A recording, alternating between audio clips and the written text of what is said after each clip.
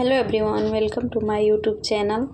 आज मैं एक नई स्टोरी लेकर आई हूँ, तो प्लीज़ इसे पूरा सुनें और अच्छी लगे तो चैनल को सब्सक्राइब कीजिए और वीडियो को लाइक कर दीजिए।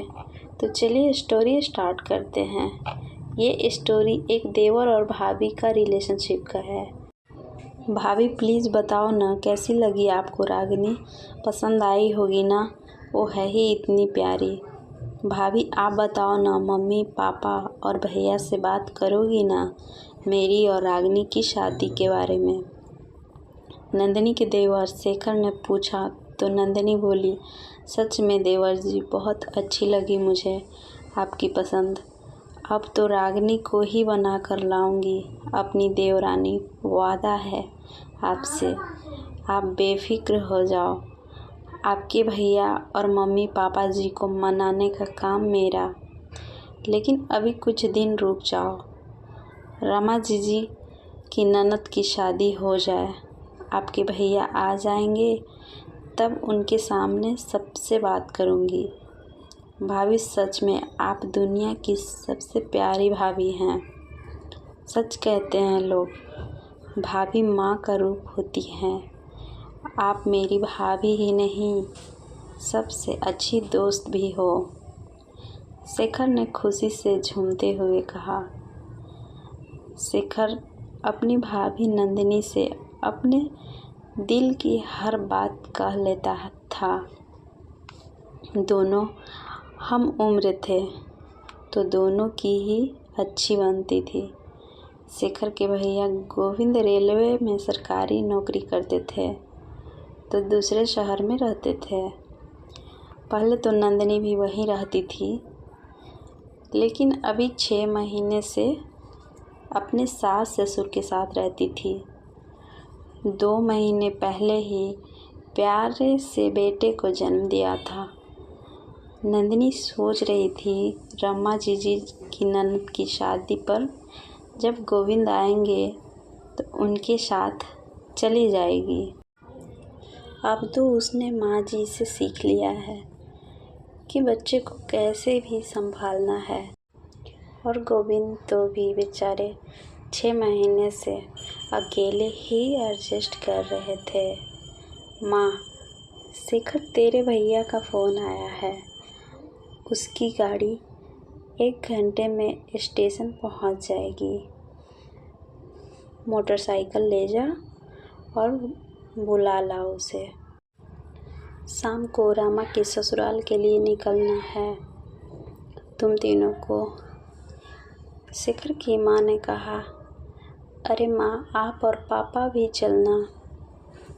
कितना कहा है? दीदी की सास। अरे माँ, आप और पापा भी चलना ना, कितना कहाँ है? दीदी की सास ने आप दोनों को लाने के लिए बोला है। माँ, अरे छोरा, दिमाग तो ठीक है ना?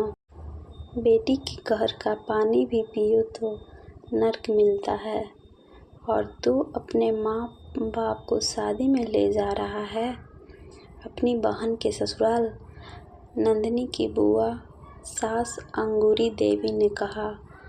अंगूरी जी पुराने ख्याल की महिला थीं, घर की सबसे बड़ी थी। घर में उनकी बात कोई नहीं टालता था।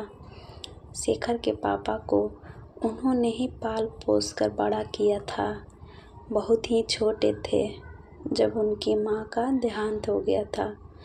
नंदिनी तैयारी कर रही थी शाम को ननद के यहाँ जाने का। आज उसने गोविंद की पसंद का खाना बनाया था। पूरे 1 महीने बाद घर आ रहे थे। नंदिनी बड़ी ही बेसब्री से अपने पति का इंतज़ार कर रही थी। शेखर को भी गए हुए बहुत समय हो गया था। बार बार फ़ोन मिला रही थी, लेकिन दोनों में से कोई फ़ोन नहीं उठा रहा था। जैसे जैसे समय निकल रहा था, सभी घर वालों की बेचैनी बढ़ती जा रही थी। सबके मन में अजीब अजीब ख्याल आ रहे थे। थोड़ी देर बाद एम्बुलेंस की आवाज़ आई और सब लोग दौड़कर बाहर की तरफ भागे। एम्बुलेंस में गोविंद की लाश थी। ट्रेन पूरी तरह से रुक भी नहीं पाई थी और वह जल्द में उतर रहा था, जिसके कारण वह हादसे का शिकार हुआ। शेखर के लिए अपने भाई और इस तरह घर का लाना दुनिया का सबसे कष्ट काम था। मम्मी पापा और नंदिनी तो बहुत बेसुध ही हो गए थे। नंदिनी की दुनिया ही उजड़ गई थी और 2 महीने के बच्चे के सिर से पिता का साया उठ गया था। गोविंद के जाने के बाद हंसते खेलते घर में उदासी और खामोशी ने अपनी जगह बना ली थी। लापरवाह शेखर अब जिम्मेदार बेटा बन गया था। हर पल मुस्कुराती नंदिनी का चेहरा अब मुरझाने लगा था। नंदिनी हर वक्त गुमसुम रहने लगी थी। गोविंद को गए 6 महीने हो गए थे। नंदिनी के मम्मी पापा आज उसके घर ससुराल आए थे। अंगूरी बुआ जी ने बुलाया था। शेखर और नंदिनी को भी वहीं बैठाया गया। बुआ जी ने नंदिनी के पापा से कहना शुरू किया, शर्मा जी, नंदिनी आपकी बेटी ही नहीं, हमारे घर की बहू भी है। गोविंद तो चला गया, इन दोनों का साथ शायद इतना ही लिखा था ईश्वर ने, लेकिन अभी उम्र ही क्या है बेचारी की। पहाड़ जैसा जीवन अकेले कैसे काटेगी। इसलिए मेरा तो यही कहना है कि नंदिनी को उसके देवर के लिए बैठा दो। आपको सिर्फ बताने के लिए ही बुलाया गया है। 15 दिन बाद ही शुभ मुहूर्त है, उसी दिन इन दोनों का विवाह करवा दिया जाएगा। आप कहीं न कहीं अपनी बेटी की शादी तो करेंगे ही, कहीं बाहर जाएगी तो हमारे बेटे को भी साथ ले जाएगी। इससे अच्छा है घर में ही रहेगी और इसका जीवन भी संवर जाएगा। वर्षों से यही होता आया है, इसमें कोई बुराई नहीं है। बुआ जी की बात सुन सभी लोग चुप बैठे थे। किसी को कुछ समझ नहीं आ रहा था कि क्या बोलें।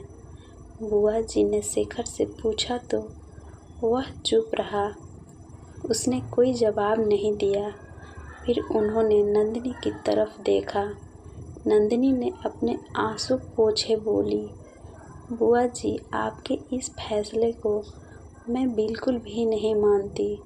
शेखर भैया को हमेशा अपने बेटे की तरह ही माना है, उनको पति का स्थान मैं कभी नहीं दे सकती।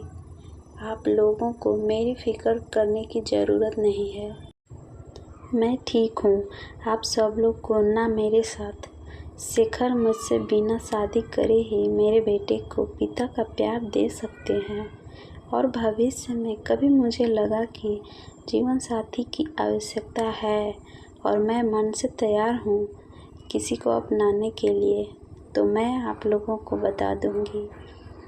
फिर उसने अपने सास ससुर से कहा, मम्मी पापा जी, शेखर भैया की शादी 15 दिन बाद उसी शुभ मुहूर्त में होगी, उस लड़की के साथ जिसे वह पसंद करते हैं। रागिनी नाम की है, इनके साथ पढ़ती है। मिली हूँ मैं उससे, बहुत ही प्यारी लड़की है। उसको ही मैं अपनी देवरानी बनना कर लाऊंगी। आप लोग शादी की तैयारी कीजिए, हम कल ही रागिनी के घर चलेंगे। नंदिनी की बात सुनकर सब निःशब्द थे। बुआ जी कुछ बोलना चाह रही थी, लेकिन शेखर के पापा ने उनको रोक लिया था। नंदिनी के मम्मी पापा को अपनी बेटी के फैसले पर गर्व हो रहा था और शेखर हाथ जोड़कर अपनी भाभी को धन्यवाद कर रहा था। नंदिनी ने आज एक सही फैसला लेकर 3 जीवन बर्बाद होने से बचा लिए थे और वर्षों से चली आ रही रूढ़िवादिता को आगे बढ़ाने से इनकार कर दिया था। फ्रेंड, स्टोरी यहीं लास्ट होती है। आई होप ये स्टोरी आपको अच्छी लगी होगी। अगर अच्छी लगी हो तो प्लीज़ वीडियो को लाइक और चैनल को सब्सक्राइब करें। मिलते हैं एक और नए स्टोरी के साथ, तब तक के लिए गुड बाय।